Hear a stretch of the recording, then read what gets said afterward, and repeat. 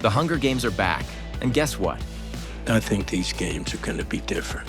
It means more trauma, drama, and probably a few arrows to the face. If you've already powered through Sunrise on the Reaping, our condolences. We know that book hit hard.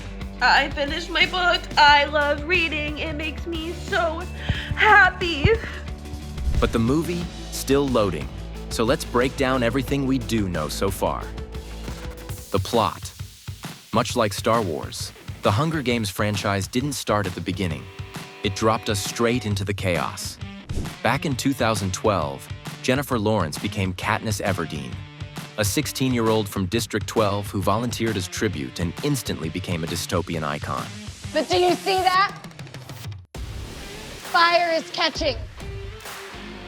And if we burn, you burn with us. From there, we got 3 more movies full of rebellion, heartbreak, and arrows flying everywhere. Until Katniss finally took down the Capitol in Mockingjay Part 2. But instead of moving forward, author Suzanne Collins hit rewind. In 2020, she gave us The Ballad of Songbirds and Snakes, set 64 years before Katniss. That one followed Lucy Gray Baird and a disturbingly charming young Coriolanus Snow. And we need the Hunger Games. Every year. To remind us all who we truly are. And now, it's time for another throwback. Sunrise on the Reaping takes us 24 years before the first movie, dropping into the blood-soaked madness of the second quarter quell, the 50th Hunger Games. That's where a teenage Haymitch Abernathy first made a name for himself. Yes, that grumpy mentor with a drinking problem. With Sunrise on the Reaping, I was inspired by David Hume's idea of implicit submission and, in his words, the easiness with which the many are governed by the few. This quarter quell was extra brutal. Double the tributes, double the trauma. Haymitch was joined by a young friend who's like a sister, a compulsive oddsmaker, and the most uppity girl in town. The story also lent itself to a deeper dive into the use of propaganda and the power of those who control the narrative. The question, real or not real, seems more pressing to me every day. We'll also see Haymitch's softer side, before the sarcasm and booze, in his romance with Lenore Dove. And fans are already spiraling over theories connecting her to Lucy Gray Baird. We won't spoil how it ends, but trust us, if you're planning to read the book before the movie, stock up on tissues.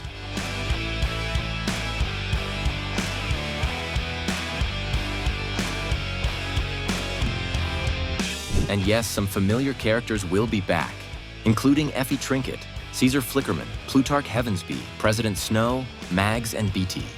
Now, before we jump to the cast, hit that subscribe button so you don't miss any updates on your favorite franchises. All right, let's talk about who's stepping into the arena this time. The cast. Wondering if Woody Harrelson is making a comeback as Haymitch? Well, he has an answer for you. They're going to use me and CG. They're just going to AI me into a younger, I'll be 16. And that's not that long ago, I was 16. Nice try, Woody. But nope, he's joking.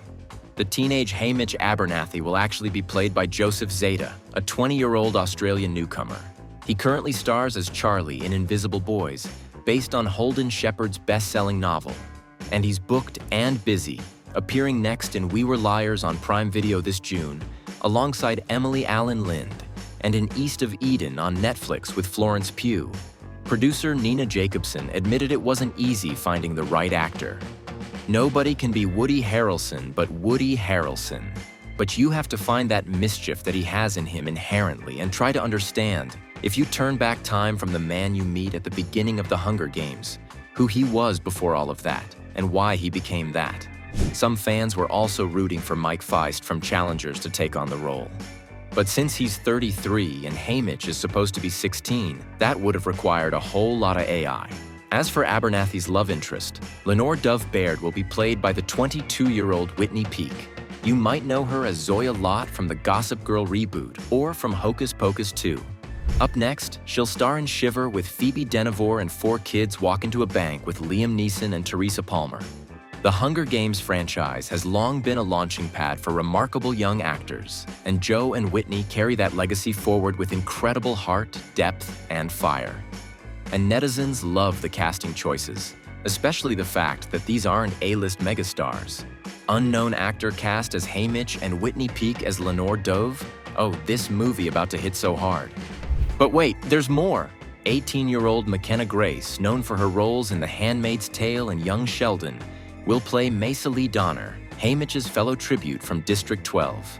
Finally, the 37-year-old Jesse Plemons has been cast as Plutarch Heavensbee, the morally gray-head game maker. And the internet is loving the vibe. The castings are the victors. On social media, fans are also pitching dream actors like Elle Fanning for young Effie Trinket, Ralph Fiennes for President Snow, and Kieran Culkin as Caesar Flickerman. Honestly, if producers are watching this video, make it happen. All right, let's keep it moving. The biggest revelations. Sure, Sunrise on the Reaping tells a story with a known ending. But trust us, this prequel is stacked with surprises. And if you're still debating whether to read the book, at the very least, you're gonna wanna see the movie.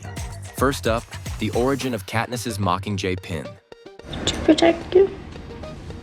We all know it as the ultimate symbol of rebellion, worn by Miss Everdeen in her first Hunger Games, and later adopted by the entire revolution. But did you know it originally belonged to Mesa Lee Donner? Yep, the pin had a whole history before Katniss ever stepped into the arena. And you'll definitely want to know it. Another big reveal? We'll finally get names for Katniss's parents. That's right, in the original trilogy, neither her mother nor father were ever named. But Sunrise on the Reaping gives the Everdeen family more depth, and finally, some proper identity. The book also sneaks in major cameos from Hunger Games icons, including fan favorite Effie Trinket. And may the odds be ever in your favor. We meet Effie when her sister is assigned to Haymitch's prep team. It's a glimpse into how Effie went from background bureaucrat to District 12's signature escort. Beetee makes an appearance too. We learn his heartbreaking backstory. After trying to sabotage Capital Communications, he's forced to mentor his own 12-year-old son in the games. Yep, grab some tissues. Now get this, only 4 tributes from District 12 have ever won the Hunger Games. Lucy Gray Baird, Haymitch Abernathy, Katniss Everdeen, and Peeta Mellark. But when Haymitch went off to fight, Lucy Gray was believed to be long gone, which meant he had no mentors from District 12. Instead, the Capitol assigned 2 mentors from other districts, and fans will recognize them immediately.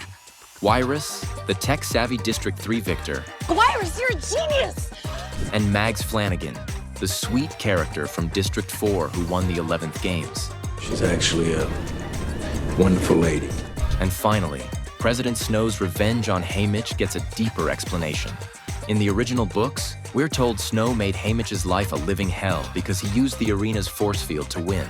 But Sunrise on the Reaping reveals there was much more to that vendetta. We don't know if all these twists will make it into the film, but that's even more reason to head to the theater and find out. Production buzz.